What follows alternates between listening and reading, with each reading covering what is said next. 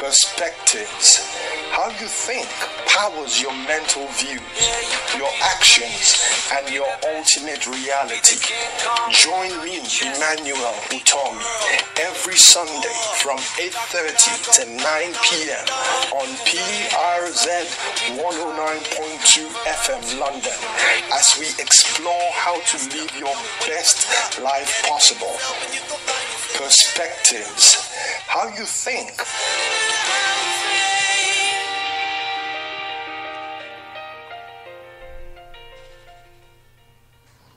A very good evening to you, my dear listeners out there. And yes, once again, what you have just heard was the very first jingle for Perspektives. So, as you would realize that, you know what, let's just put that beside me. I'd like to say a very good evening to you. Thank you for joining me and sharing your evening with me today. You are welcome to the Prayer Rally Zone, PRZ 109.2 FM. And this is Perspektives, the show that is designed to take you one step closer to a better life. And I'm your host, Emmanuel Utomi. If you are living in the UK, I'd like to say a very happy bank holiday to you. I hope you've had a very beautiful day. It's been sunny, the weather has been good, and I know loads and loads of you would have enjoyed the extended weekend bank holiday. So thank you for sharing your evening with me. It promises to be a lovely evening. As you are aware, if you would like to be a part of Perspektives, you'd like to share a comment, you have a question, or there's a topic of interest that you would want us to discuss today or at any other time on Perspektives, please, you can join in. You can send your messages to me. You can send it through email, you can send a tweet, or you could send a text. If you're sending emails, the address to use is perspektives@przfm.com. That's perspektives@przfm.com. Or you could send a tweet at Perspektives, and I'll be more than happy to read out your tweets or your emails live on air. And for those who have been sending out their messages, questions, comments and contributions, I'd like to say a very, very big thank you to you. You have been part of this program, and I'd like to say a very big thank you. Please continue to send those contributions. They make a world of difference to the program. Some of those contributions and questions have formed the basis of some of the discussions we've had over the past few months. So please continually send them. Like I said, once again, the email address to send your questions or comments to is perspektives@przfm.com, or send a tweet at Perspektives. And Perspektives is spelled as PASPEKTIVES. That's PASPEKTIVES. Or you could send a text. You could send your text to 0757 260 5435, and I'll be more than happy, like I said, to read out your message and your comments live on air. I would like to remind those of you that are listening to me that Perspektives is designed to encourage you to question how you think. It is also here to help you develop the habit of thinking differently, as well as to get you to develop a progressive and a solution-based mindset. So please do enjoy yourself. Sit back, relax. One of the listeners told me that every time Perspektives comes on air, she always listens with a notepad and a pen. Thank you very much for that feedback. It is very encouraging. And so please, if you have the time, go get a notepad and a pen, because I guarantee you are going to be hearing a few things that will definitely transform your lives if you're willing to put them to practice. Also, if you're not able to write, you can actually listen to these broadcasts over and over again, particularly not just this broadcast, but broadcast of all the other presenters on the Prayer Rally Zone. If you do not already have the SoundCloud software downloaded on your phone, the app on your phone or your mobile device, please do download the SoundCloud, and you can log on to the PRZ FM Africa. That's the PRZ FM Africa account, and not only can you listen to the broadcast, but you will also be able to download the broadcast and listen to them over and over again. I'd like to apologize, which was what I was going to do earlier, to apologize that for last week we were unable to run a live broadcast due to some technical problems. But we are back on air today, and you are listening to a live broadcast. So far this month, we have been looking at the topic of resourcefulness. And today is the last week of this month, and we're going to be rounding up, hopefully, the topic that we started a few weeks ago. So far, we have looked at why is there a need to be resourceful. We've also talked about what it means to be resourceful. So what I'd like to do is to do a brief recap of some of the things we've discussed in the past few weeks, and then we'll move on to what we want to talk about this week. We started out with looking at why is there a need to be resourceful, and we said that, look, at the heart of this question of resourcefulness is actually what we all know as the law of demand and supply. And one of the laws of demand and supply boils down to the fact that the needs of the average human being are unlimited. Meanwhile, the supply of those needs are limited. But in our case, when we're looking at it in relation to resourcefulness, we're saying that as a human being, you will consistently and constantly be in need of one thing or the other.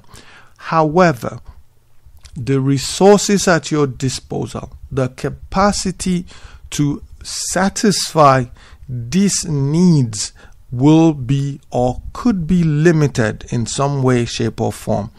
Now, it is in the bid to bridge this gap of our desires and meeting those desires that the issue of being resourceful, of resourcefulness, comes into play. So we therefore need to find ways of satisfying our endless needs with the limited resources that we have. And that is why we feel it is important to discuss the issue of resourcefulness. Then we looked at, well, what does it mean to be resourceful? What exactly does it mean to be resourceful? And we did say that being resourceful is having the ability to find a quick and clever way to overcome difficulties. That's one of the ways of defining what it means to be resourceful.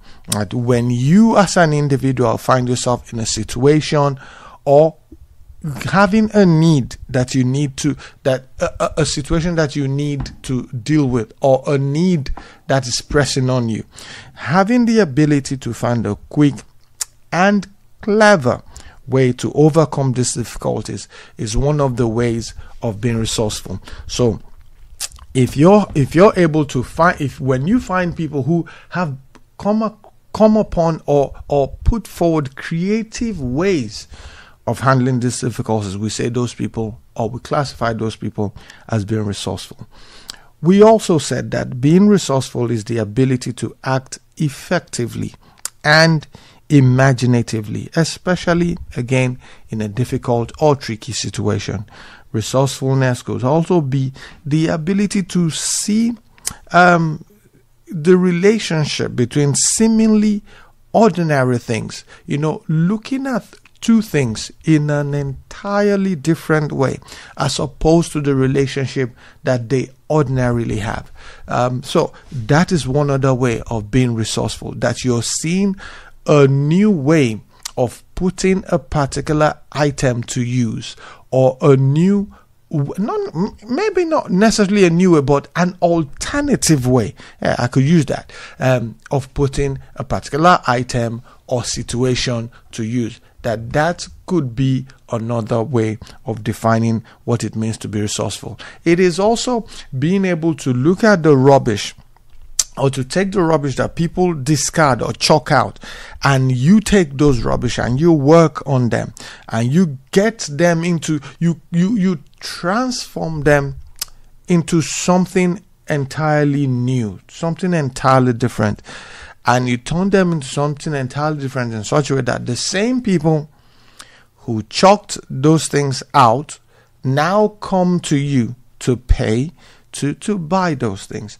At a global scale, it's like taking crude oil and refining it and getting petroleum. And of course, when you look at the comparison between developed countries and developing countries, you see where one country has access to crude oil in its natural state, but they're not able to transform it, but they now sell that crude oil to another country who is able to process that crude oil, make it into petroleum and other petroleum-based products, and then ship this product back into those countries where they got the crude oil from, and get the people or the government of that country to now pay them probably twice as much for the refined materials that they took from them. This is part of being resourceful. It is taking old clothes that people have discarded and maybe even ripping them and putting them back on the market and getting people to pay a bit more for them. I mean, look at the jeans of these days. We now pay much more for ripped jeans that we pay for the normal jeans. And there was a joke I made with a friend of mine that, you know what basically happened was that this jeans got old, but the owner wasn't willing to discard it, and someone said, you know what, I'm going to wear it anyway. And it became fashion. It became a fashion trend. So that's it. Those are ways of being resourceful. Generally speaking, being resourceful is actually living a lifestyle that is much more productive and much more rewarding. When you decide to live a lifestyle that is much more productive and much more rewarding, you decide to draw out more reward, much more result out of the 24 hours that you have, out of the situations that you find yourself. When you decide to yourself that the results that you're getting, that they are not enough, that somewhere on your inside you're saying, I can get more out of the time I have at my disposal. I can get more from the tools that I have. Being resourceful is taking your same mobile phone, and instead of watching YouTube, you record yourself with that same phone and uploading a video of yours on YouTube, and people pay you for watching that video. Come on, that is what it means to be resourceful. It's looking at the same things that you do over and over again and asking yourself, how else can I do it? What else can I do with this? How else can I be much more productive? How else can I draw much more reward from the same situations and circumstances that I go through, that I experience on a daily basis? So that is what we've discussed so far in terms of being resourceful and resourcefulness. You are listening to the Prayer Rallies on PRZ 109.2 FM, and my name is Emmanuel Utomi. You are on to Paspektives, the show that is designed to take you one step closer to a better life. Last week also, we picked an example from the Bible that I'd like to do a quick recap on also. We looked at the story, a story in the Bible from the book of 2 Kings chapter 4 from verses 1 to 7, and it was basically the story of a widow. This woman was married to a prophet and they had 2 sons, but what had happened was that the prophet had died, and now the creditor had come to take the 2 sons to work as slaves to pay off their father's debt. And what the woman decided to do was to run to Elisha and to report the case to Elisha. And she said to Elisha, look, my husband, your servant, is dead. And you know he loved God. But you know what? The creditors have come to take away my 2 sons to serve as slaves. I need your help. And Elisha's question was very simple. What do you have at home? And initially the woman said nothing. But then she turned around and said, oh, but I do have a small jar of oil. One translation says, I have a small jar of olive oil. And Elisha said, you know what? This is what you're going to do. I want you to go back home and go throughout your neighborhood and talk to your neighbors and borrow drums, borrow other jars, borrow empty jars, borrow containers. And when you have borrowed all these containers from your neighbors, take them into your house, lock your door, and then start pouring from your little jar of olive oil into the empty jars.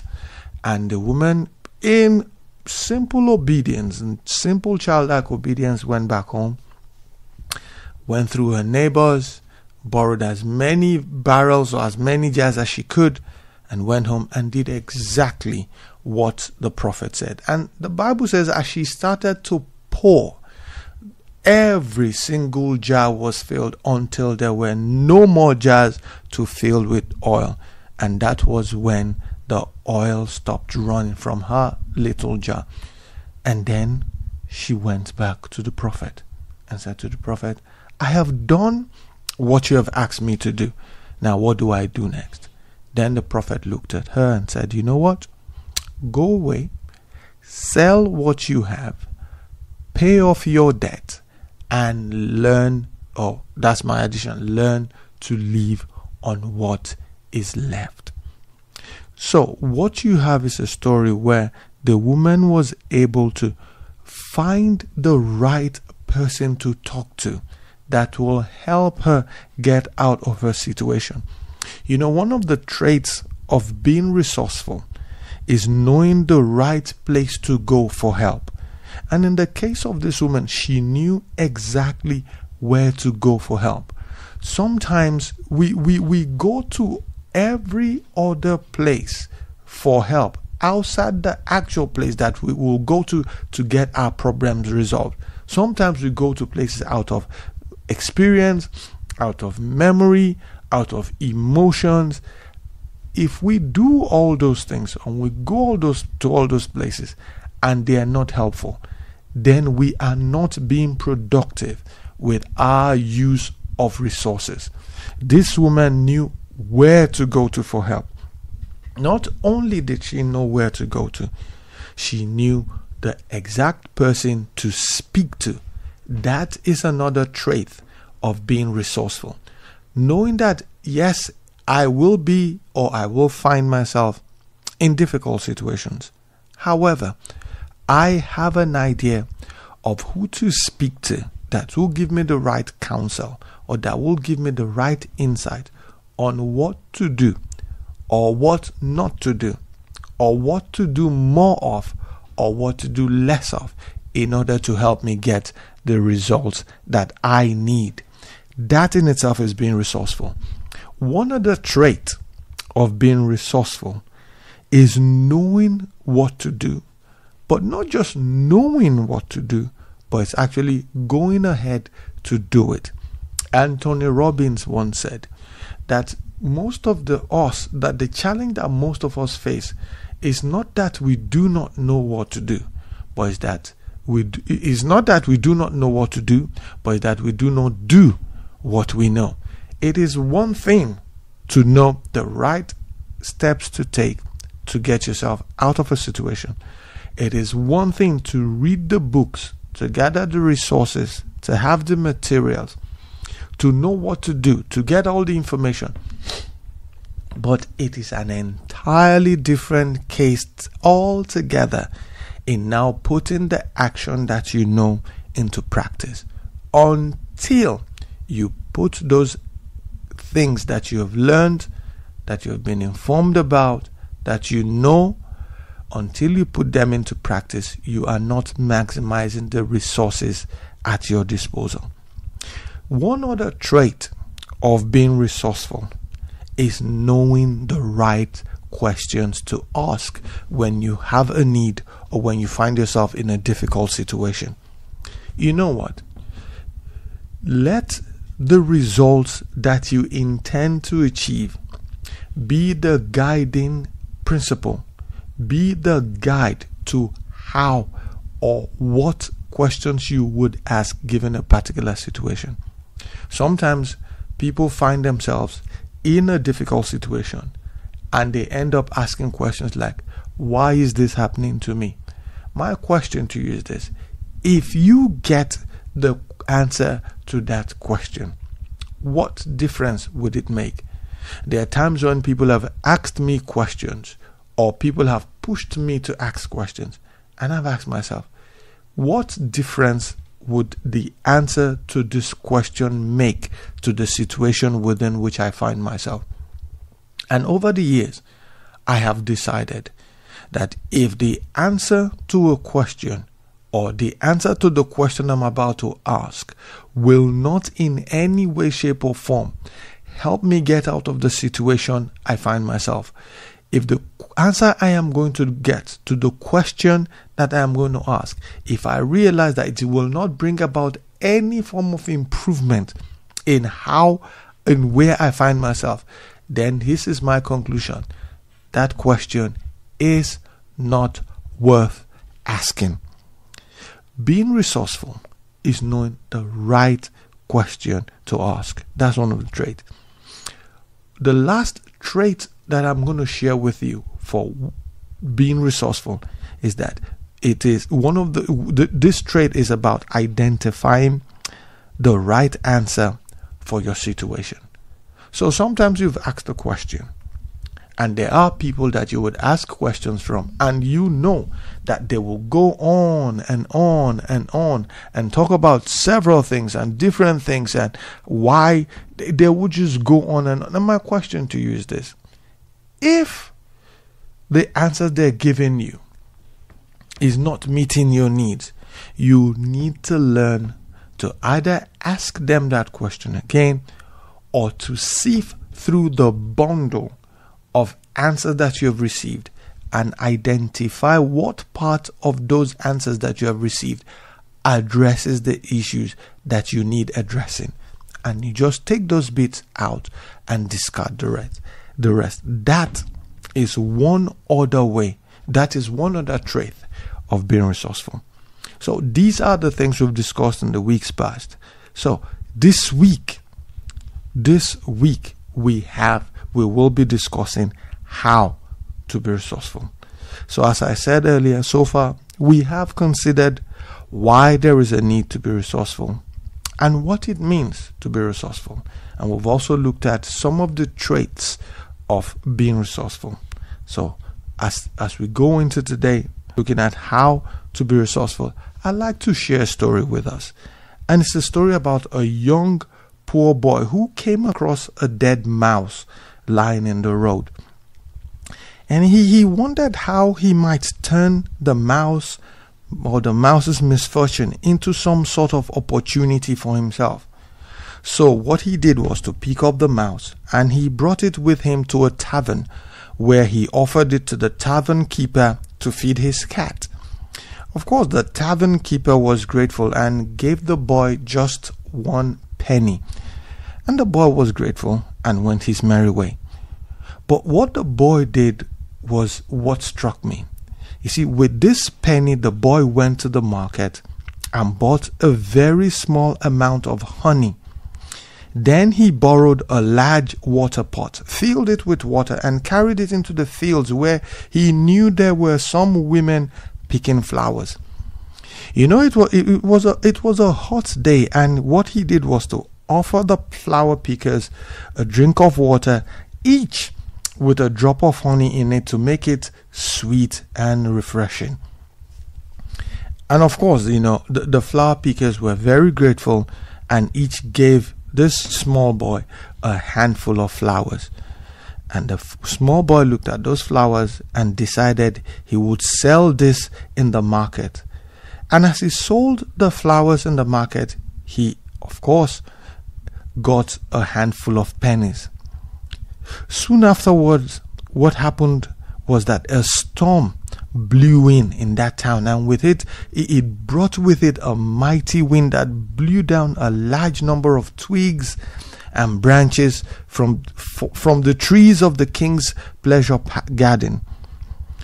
And this confused the king's gardener, because what he did was he was scratching his head, wondering how he would clean it all up.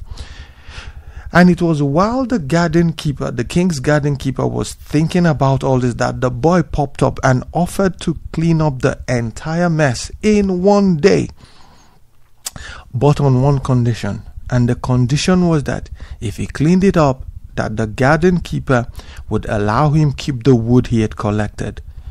Of course, to the gardener, this was a no-brainer. He agreed on the spot, and of course, to great relief, because he didn't have to scoop everything on his own. He didn't have to figure out how to clear the shrubs and the wood. So here's what that small clever boy did. He went immediately to the playground and offered the boys playing there a penny each to help him gather up the woods and pile those woods beside the road. And of course, little boys, they were very happy to do so and had the task done in little or no time. And just as the small boys were piling the wood, the last piece of wood by the side of the road, along came a porter who walked nearby, who was looking for fuel to fire his clay pots in his kiln. The boy offered him the piles of wood, and of course the porter was delighted, as he did not have to scavenge wood himself in the forest. He rewarded the boy handsomely with a handful of money and several large water pots. Meanwhile, the boy did something very interesting. The boy went back to that tavern and befriended both a merchant and a sea captain. Now, from the merchant, he learned that a large caravan with 500 horses were due to arrive in the village very soon. So, using the money he got from the porter, he hired some wagons, loaded his new water pots on them, and filled them with water. He also was able to buy some honey, which he mixed with the water, just as he did before. And you know what? This was the season for taking hay, and at least 500 men were toiling in the fields cutting grass. The boy brought the water to the packed field hands, and in return, each gave him a bundle of grass, because the boy refused to accept money. He just wanted the grass that the field hands were cutting. And what he did was interesting. He gathered all the grass onto the wagon and brought it to the gate of the city, and there he was to greet the caravan just as they arrived. You see, the traders had crossed many miles of barren country on their journey, and their horses were famished. So they gladly purchased the small boy's entire stock of grass, giving him in return for their goods, a fine set of clothing, a fine tent, and a large jeweled ring. What the boy did next was very interesting. The boy went back to the tavern where he learned from his sea captain friend that a ship was due in port with a rich cargo from foreign lands, and he hatched a very beautiful plan. Now, putting on the fine clothing and the jeweled ring, the one that he had taken from the caravan, he had enough. He also remembered that he had enough coins left to hire an expensive looking carriage and a driver for just an hour. So he drove down to the shore to meet the ship as soon as it arrived. And with all the appearances of being the son of a very wealthy merchant, he said his father had, he approached the captain of the ship and said his father had instructed him to buy the entire ship's cargo at a generous price. However, he was instructed to make payment when the goods were unloaded. So he offered the ship's captain his ring, that expensive ring he got, as security for the purchase. And of course, the captain was very happy to sell all his good all at once without having to haggle with several other buyers. So the captain of the ship accepted the offer and kept the ring as security. Then the boy did something again. The boy drove a short distance off, set up the tent he had gotten from the caravan traders, and promised a handful of coins to 3 boys if they would help him by acting as his servant. He draped each of them in scraps of fine cloth and gave them the following instruction. They were told to usher into his presence anyone who turned up wanting to see him, but to do so in 3 stages.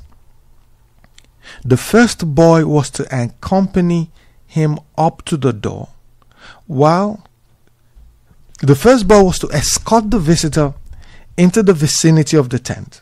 The second boy was to accompany the visitor to the door, while the third was to usher him into the presence of the boy posing as the rich merchant's son.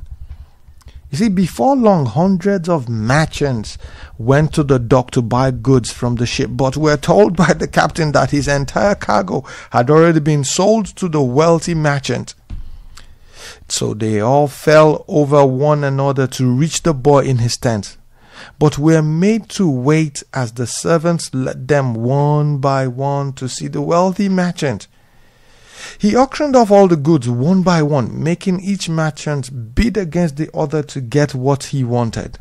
The process took a long time, and as you might imagine, the merchants were all so eager to acquire the goods that they drove the prices up very high, and very high indeed, that by the end of the day the boy had enough money to pay the captain what he had promised, and had in more than 3 times as much gain for himself.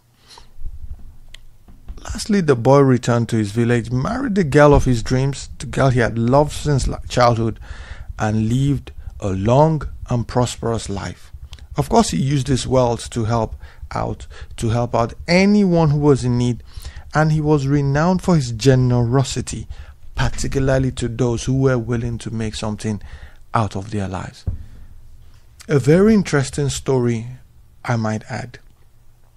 So in this story we see a young boy, I would add a resourceful young boy, who looked at situations in a slightly different way. So what I'm going to do is I'm going to use this story as a basis to pull out certain lessons of how to be resourceful.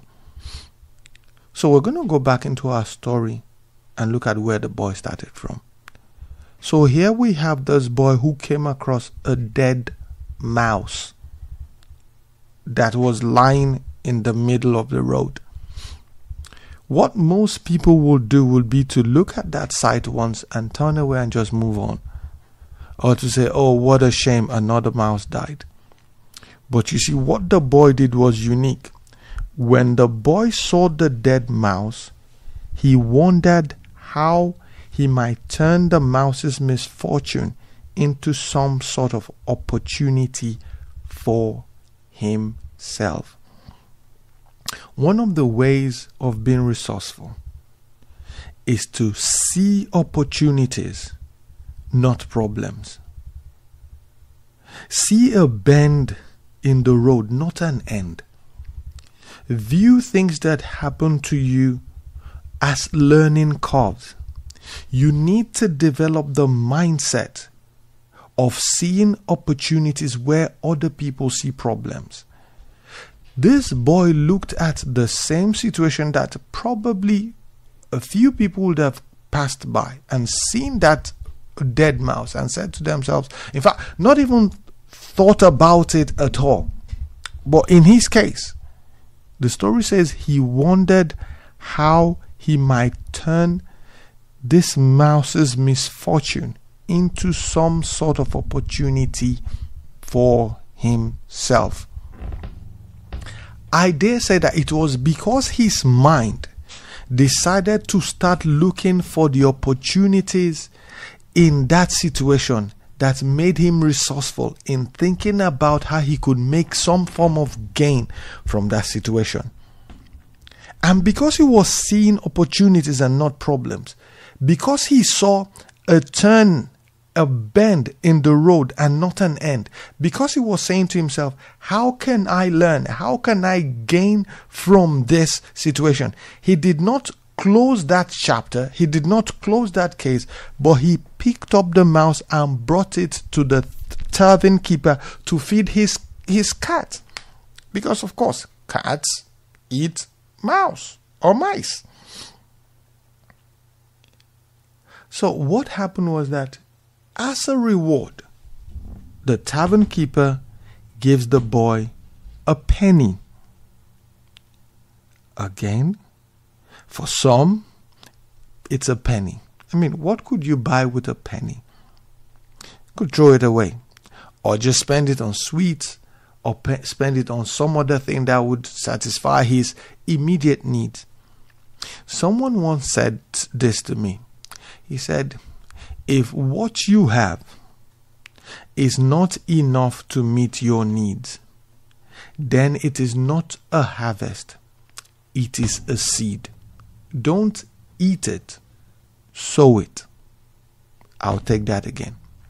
If what you have is not enough to meet your needs, it is not your harvest, it is a seed.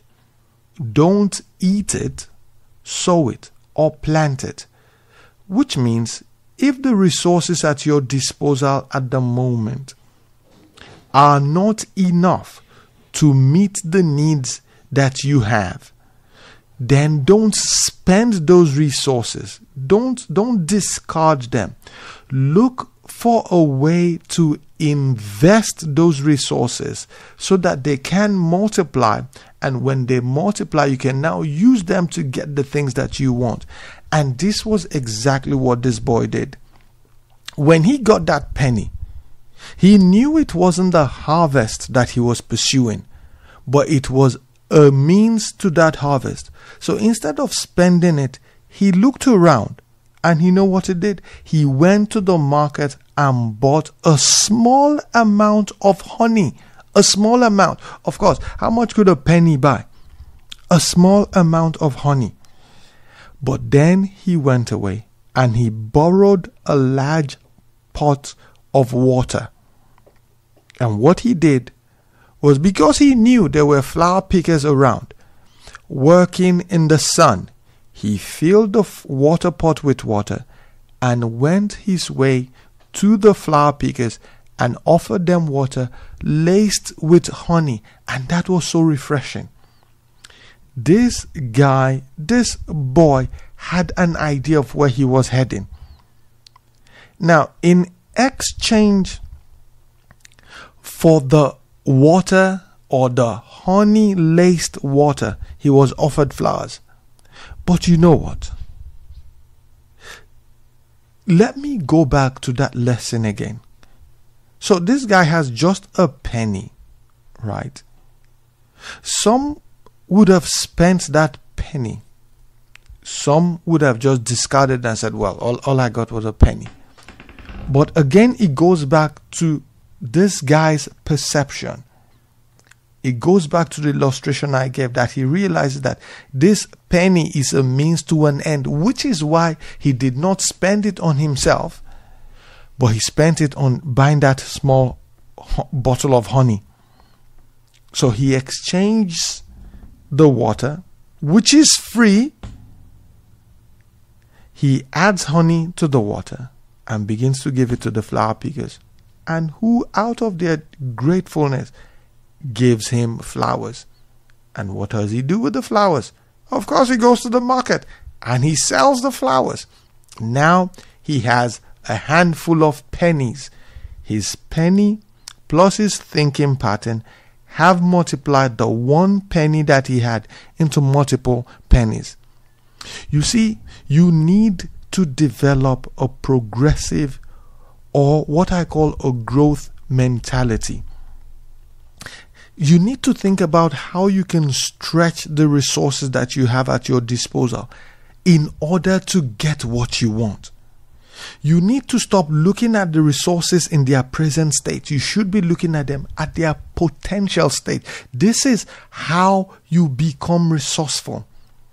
If you can sing, the question you should... I have the opportunity of counseling people regularly, and people say to me, oh, but all I can do is speak. All I can do is sing. All I can do is take care of old people. All I can do is change nappies.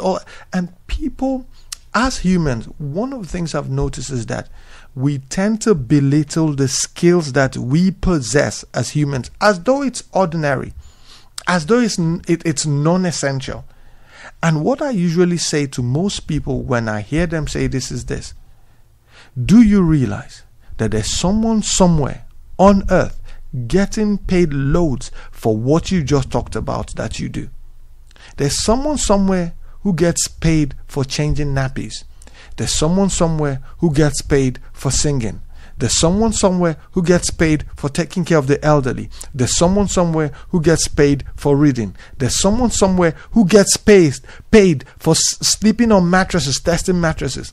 Look, your perception, your mindset about the skills that you have should be, how can I make these skills work for me?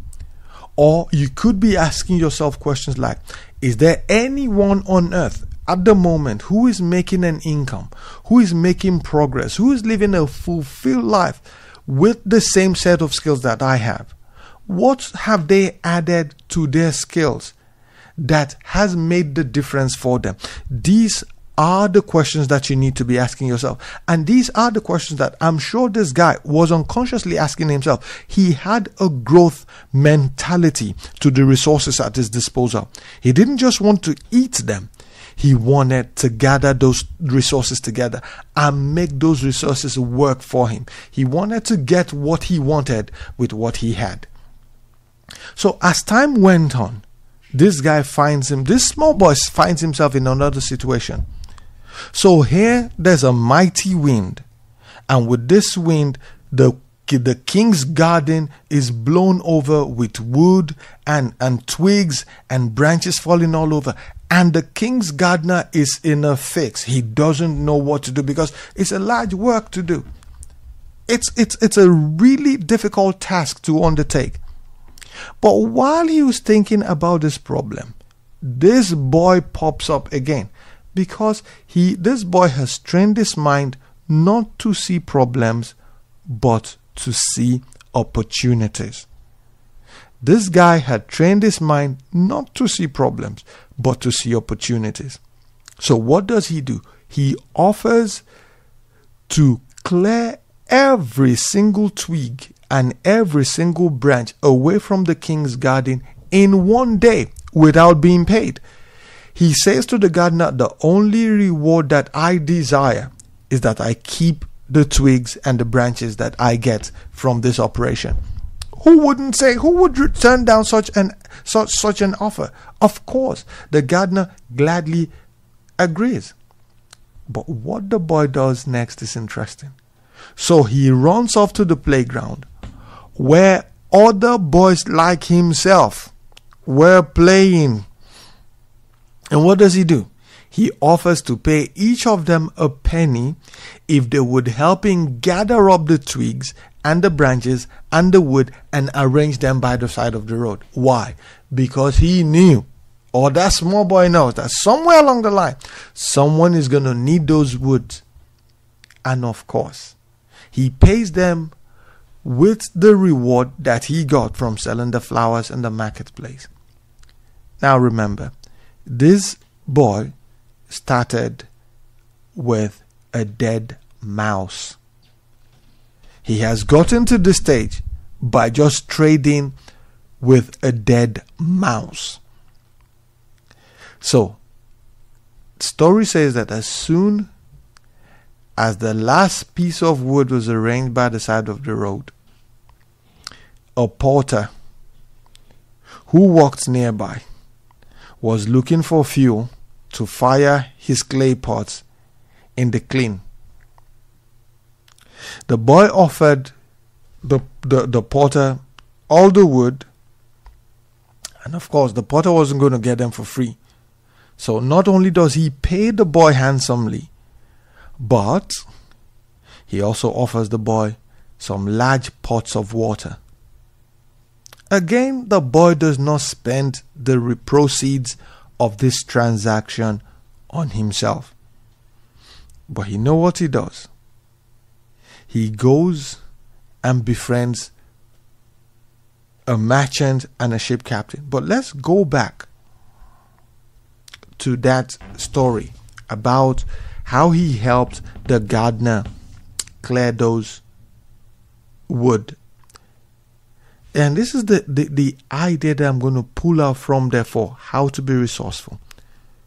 You need to realize that the situation of hardship that some people go through is what other people lean on as a source of income. What do I mean? The problem that you're going through today are answered prayers to those who provide the solutions to those problems. Because you're going to pay them to solve those problems that you have. So some of the things that we discard are actually raw materials for other people. So what if the king's gardener knew that there was a porter in town that would need that wood or those pieces of wood and branches for their business? He would have enjoyed the reward that boy enjoyed. But you see, the difference here was that while the gardener saw that situation as a problem, the boy saw it as a situation to enrich himself.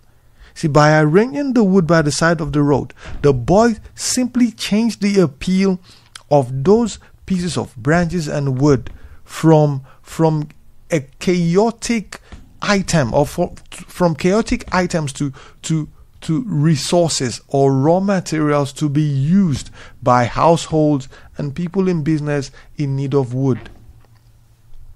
So let's go on.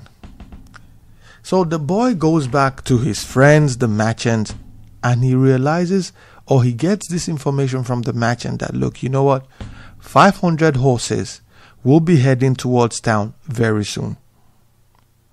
One of the ways of being resourceful is cultivating and maintaining worthwhile relationships. Someone once said, make no useless acquaintances. Meeting the right people could expose you to opportunities that you never knew existed. And by being able to leverage on this information and those opportunities, it could set you on a path that would change the trajectory of your life forever. So, what sort of friends or relationships or associations do you have? Or are you making, or are you involved with? Are they the sort of associations or relationships that moves you towards the achievement of worthwhile goals? Or are they situations that take away from you? Are you making investments into people? Or do you have people taken away from you consistently? While it may not be wrong to invest in people, but you need to decide what the returns on your investments should be while you're making those investments. But again, let's go back to the story. So the boy realizes that 500 horses are making their way to town. And what does he do? With a handful of pennies, he goes back and does what? And buys loads of honey this time. Remember, what has worked for you once may likely work again. But this time, he's not targeting flower pickers. He's targeting people who cut grass, who cut hay, food for horses. So not only does he offer them his old formula, water laced with honey, and instead of getting paid with money, he doesn't want money. He wants the product that those people are offering. Hay. So he takes the flour, he takes the hay, loads them onto his wagon, and goes straight to the gates of the city. And as soon as those 500 horses arrive, the owners of those caravans realize that this boy has what they need. Food for their horses. They've been running through desert places where there was nothing for their horses to eat. And what do? They reward him handsomely. They give him a lovely jewel ring, a fancy tent, and some expensive looking clothes. Now, you would assume that this boy by this time would just settle in and just enjoy himself. But no. Now he goes to his sea captain friend. And from this friend, he realizes that a ship is making its way towards shore with loads of foreign goods. And he knew that as soon as the ship arrives, all the merchants in town will bombard that ship and try to buy the goods from that ship. So what does he do? He crafts a plan. Putting on the expensive clothes he was given, he has enough money to rent a caravan and a driver for just an hour, and he heads towards the port. And as he gets there, he meets the captain of the ship, and offers on behalf of his father, quote and unquote, to buy up every single item on the ship, but on one condition, that payment will be made when the goods are offloaded. And of course, the captain, again, relieved that he doesn't have to go through the haggle of selling to individual merchants, sells everything to the boy, particularly since the boy is offering security with his jeweled ring. So now the boy hatches another plan, based again on the law of demand and supply. He didn't have money to pay for the goods, but by setting up tent and hiring 3 boys to act as his servants, he ushers and is able to get all the merchants in the town into one place and gets them to bid against each other for the limited goods, and by that way he drives the prices of those goods through the roof. And the story says, at the end of the day, not only does the boy have enough to pay off the ship captain for all the goods, but he has made 3 times as much profit as he would have ordinarily made. This story clearly illustrates how being resourceful, how being able to think differently, how you could look at what others call problems. If you choose to view them as opportunities, they would turn around to work for you. This is how to be resourceful. Here is a boy that started out with a dead mouse. He ended up as a very rich individual. How? He learned to study information in different way. He developed the mindset of a problem solver. He studied his situations and circumstances and refused to look at it from the way or through the eyes of everyone else.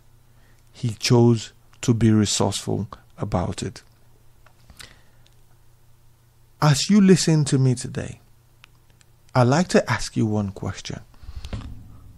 You're going to go back to work tomorrow. For some, you're going to go back to school tomorrow. For some, you're going to go back into those opportunities or into those problems. Here's my counsel. When you get into those places tomorrow, or it might even be today, I need you to take a step back. and ask yourself one question. If this were an opportunity, how would I be thinking about it? If what I'm going through now were actually designed to make me a better person in life, what would be my approach? I guarantee you that by asking questions like this, by knowing the right places to go for help, by knowing who to speak to for help, by knowing what to do, by knowing the right thing to do and actually doing it, by asking the right type of questions, and by identifying the right answers for your situation, you would become one of the most resourceful people in town. And you know, when you're resourceful, what simply happens is that you live a lifestyle that is much more productive and much more rewarding. And as I close, I'd like to say this. Thank you for listening to Paspektives, the show that is designed to take you one step closer to a better life. But as you go into this week, here's what I want you to do. I want you to realize that how you think determines your reality. How you think determines your reality. And until we meet again, same time, same station, I'd like to say thank you for your time and God bless. Bye-bye. Perspectives. How you think powers your mental views, your actions, and your ultimate reality. Join me, Emmanuel Utomi, every Sunday from 8:30 to 9 p.m. on PRZ 109.2 FM London as we explore how to live your best life possible. Perspectives. How you think.